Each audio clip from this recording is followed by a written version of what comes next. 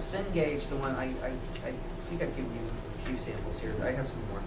Like this is strictly from a couple of guys there at Cengage, which is Thompson Learning. So, but they took theirs from other CISSPs that just submitted stuff. So like I came up on one in application security. They said the best defense against a NOP sled attack is, and you're all looking at me right now going, huh? NOP sled? We didn't even talk about this. Neither did this book, which I thought was interesting. So it's on one of their test exam questions, but it's nowhere even mentioned in their book. It's not mentioned in Sean's book. No, it's in here. Is it in Sean, the NOP sled? Yeah, 86. Really? 86. Oh, he must mention it then just briefly. Okay. Does he 86 he mentions NOP? Oh, see, everybody has their favorite. Okay, that's his favorite. Okay, I was wrong. But regardless, it's not in Sean's book anywhere. You won't look it up. You won't find NOP. Look in any version. Everybody's got their favorite thing, which is why, again, I say more than one. Okay. What's a NOP sled? He's going to go ahead, Dave. Essentially, here's the, what's that? I read it. Yeah, essentially, it's when we have the stack there, we can basically we can send what's called a non-operation, a no operation instruction to the chip. And what we're doing is we're forcing it to drop down to the next memory. There's nothing to see here. Move along. You know, these are not the droids you're looking for. Move to the next memory chunk. All right, that's what we're sending to it. It's a type of what? Input attack. So the correct answer was filter your inputs. Same thing we learned with the injection. That's actually going to be their mantra. See, that's how you decode the exam. You find what's the thing that is their, you know, almost always, 9 times out of 10, their rule of thumb. If it's something about, and there's an answer about filtering your inputs, yeah, it's the same thing with SQL injection. It was the same thing with stack and buffer overflows, right? It's filter your inputs. There you go. See, so that's what you have to figure out from here. It's not that you have to become you lost him. Oh, you just hang up on him? You just hang up on him accidentally? Oh, no. Yeah, I think so. No, he's on hold. Hello. You there?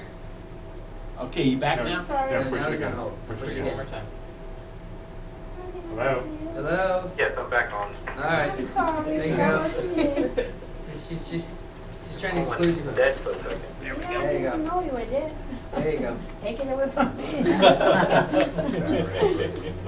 So essentially, right, no one's expected to become, you know, an assembly level programmer here to get through this, but you have to find that's the hard part. So that's what I'm saying. If you start to see patterns when you start looking at more of these books, and you'll see, okay, wait, he's mentioning this now.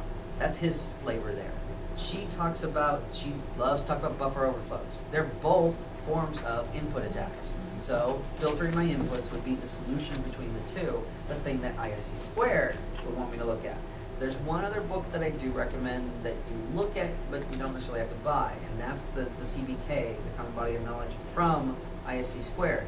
Your library's probably got it, all right? Or at least so you can get it, you know, depending on your time frame, you can probably get it just long enough to glance through and see what it is. It's essentially an outline of everything that they want you to know. All right, so that's why I don't recommend buying it, well, unless you can get a used copy. You know, again, maybe a couple bucks, maybe your $3.49 deal somewhere. Yeah. We'll find it. Tell me where you got it. We'll find a $3.49 deal. Again, because now you're seeing it's very generic what they're listing. Have you looked at it at all a little bit somehow? Yeah, I mean it's not, you know, it's thick, but it's certainly it's an out. It's not with her fun stories and her bad jokes. CBK from the IC website? No, you got to pay for it. You got to pay for it. If you could find a PDF of it somewhere, I'm sure there's one somewhere, but yeah, so. I have all books of PDF. Yeah, I have a PDF. I'm not How in much? that right how now. many times? What is it now? $30, $40, something like that. Yeah, but find it used online, or find a library, or borrow a PDF. We'll borrow a PDF. There you go.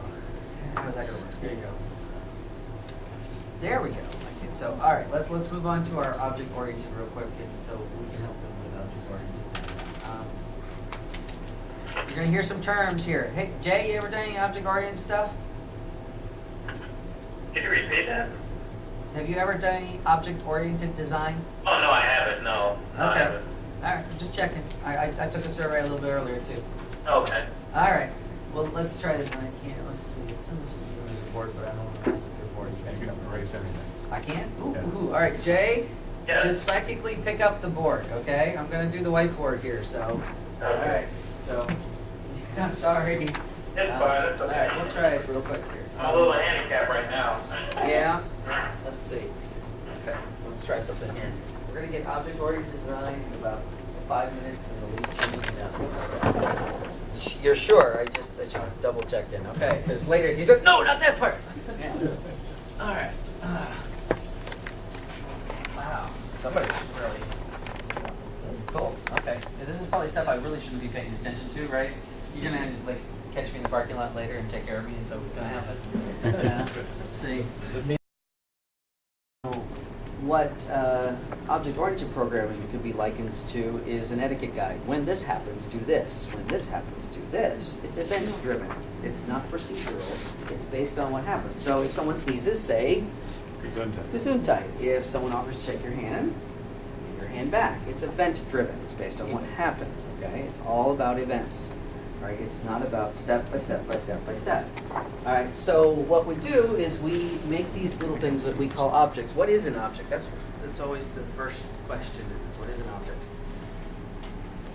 It's easy, actually. It's the easiest question with the hardest thing to answer. It's everything. Everything's an object. All right, so in what most application languages, what we do is we start with one big object, and we usually give a name. In the Java world, what was the main object? I already said it. What was the main object? Class. Well, it was class, sorry. but the thing that started every Oh, the program object. was main. Yeah. We started from main, and everything branched off from main, right? And you could do a similar thing in Visual Basic. You used to do the same idea, right? We just had to create them. Then there was, we got our God powers, and we said, all right, there's an object, all right? And we create other objects from them, or we derive other objects from them.